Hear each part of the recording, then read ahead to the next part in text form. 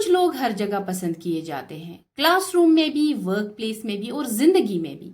अजीब बात यह है, कई बार वो सबसे इंटेलिजेंट भी नहीं होते, सबसे ज्यादा मार्क्स भी उनके नहीं होते, लेकिन फिर भी लोग उन पर ट्रस्ट करते हैं, उनके साथ काम करना चाहते हैं और उनकी प्रेजेंस से कंफर्टेबल फील करते हैं। आखिर उनमें ऐसी क्या बात होती है? साइकोलॉजी कहती है सक्सेस सिर्फ आईक्यू से डिसाइड नहीं, कई बार सक्सेस का राज होता है लोगों के साथ इफेक्टिवली रहना, समझना और कनेक्ट करना, और इसी एबिलिटी को सोशल कॉम्पिटेंस कहते हैं। सोचिए, दो टीचर्स हैं, दोनों सब्जेक्ट नॉलेज में स्ट्रांग है, लेकिन एक टीचर स्टूडेंट्स के साथ रिस्पेक्टफुली बात करता है, उनकी फीलिंग्स समझता है और पॉजिटिव क्लासरूम एनवायरनमेंट क्रिएट करता है। दूसरा टीचर सिर्फ कंटेंट डिलीवर करता है।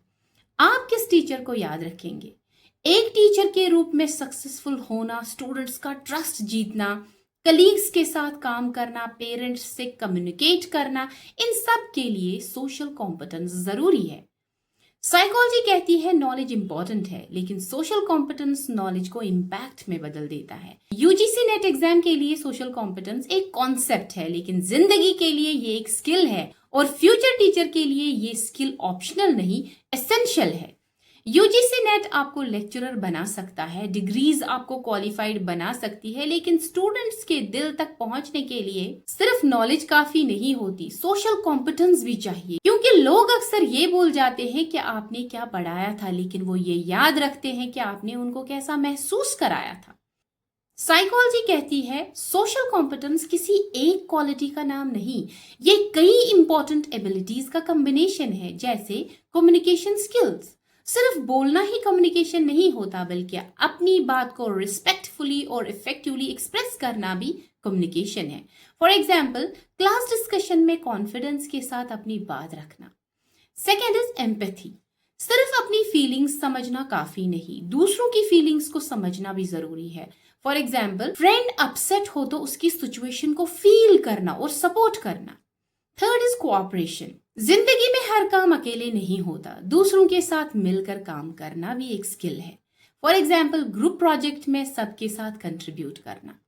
Fourth is emotional regulation. Strong लोग वो नहीं होते जिन्हें कभी गुस्सा नहीं आता, स्ट्रांग लोग वो होते हैं जो अपनी इमोशंस को मैनेज करना जानते हैं। फॉर एग्जाम्पल, डिसएग्रीमेंट के बावजूद कामली बात करना। Fifth is problem solving.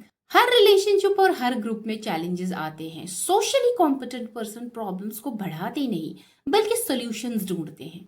For example, दो क्लासमेट्स के बीच मिसअंडरस्टैंडिंग को पीसफुली सॉल्व करें। Sixth is social skills. छोटी छोटी हैबिट्स भी बहुत इंपॉर्टेंट होती है, ग्रीटिंग, लिसनिंग, शेयरिंग, रिस्पेक्ट दिखाना, यही हैबिट्स हेल्दी रिलेशनशिप की फाउंडेशन बनती है। सोशल कॉम्पिटेंस किसी एक दिन में डेवलप नहीं होती। कोई भी चाइल्ड पैदा होते ही कम्युनिकेशन, एम्पैथी या कोऑपरेशन नहीं जानता, ये क्वालिटीज धीरे धीरे डेवलप होती है। सबसे पहले लर्नर का पहला क्लासरूम होता है फैमिली। यहाँ से चाइल्ड सीखता है रिस्पेक्ट, शेयरिंग, हेल्पिंग, दूसरों के साथ रहना।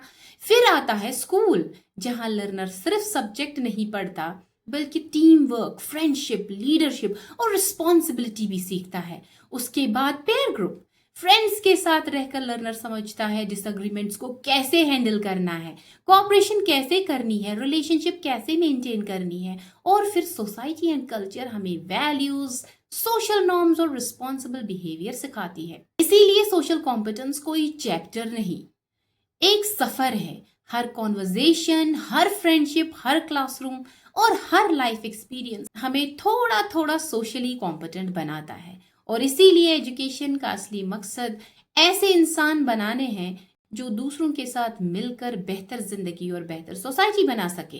That's why the teacher should encourage cooperative learning, use group discussions, develop empathy, promote communication skills, teach conflict resolution, create positive classroom climate.